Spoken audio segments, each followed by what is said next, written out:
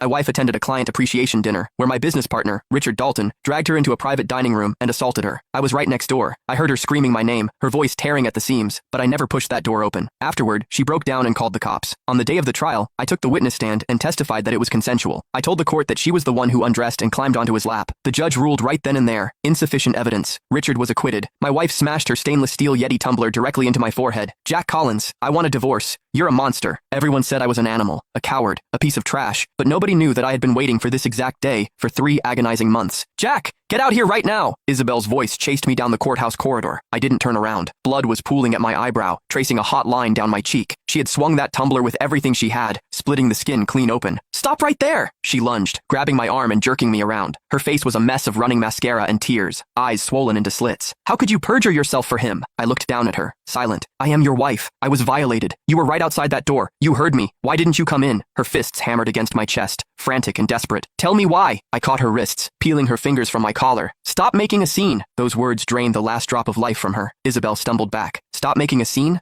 I was pinned against a table by your partner. My dress was ripped open. You were standing right outside. I screamed your name 17 times, Jack. 17 times. And you didn't make a sound. And now you're telling me to stop making a scene? I shifted my gaze past her shoulder. At the end of the hallway, her family was marching toward us. Her father Robert, mother Martha, cousin Jessica, and Jessica's husband Todd. I wiped the blood from my jaw and turned to walk away. Isabel threw her arms around my waist in a death grip. You are not walking away until you give me the truth. I already gave you the truth. My voice was dead flat. Every single word I said on that stand was a fact. Her arms went slack. Her tone shifted to pure, concentrated hatred. Jack, the biggest regret of my life is marrying you. I'm divorcing you. Okay. I dropped the word like a stone and stepped toward the exit. Robert's slap landed violently. My head snapped to the side. You son of a bitch! Robert shook from head to toe. I gave you my daughter's hand, and this is how you protect her? I steadied my footing. Robert, don't you dare call me by my name. You don't have the right. He caught my jaw with the back of his hand. Martha shoved her way to the front and spat into my face. You're not a man, a grown man, listening to his own wife get ripped apart, standing outside a door like a statue. Are you just useless, or are you an accomplice? I wiped my face. Martha, are you done? Done? I want to kill you with my bare hands. Todd surged forward, grabbing my suit lapels. How do you have the nerve to even stand upright, Jack? You should be on your knees begging Isabel for forgiveness. I met his eyes. Let go. There are court bailiffs right inside those doors. You throw a punch, I press charges. Assault is a felony, Todd. Do the math. Todd's fist froze midair. Robert pulled his son-in-law back, glaring at me. Jack, for the sake of the man I thought you were, I'm going to ask you one last time. Why did you cover for Richard Dalton? How much did he pay you? I looked past them toward the glass doors. A black SUV idled by the curb.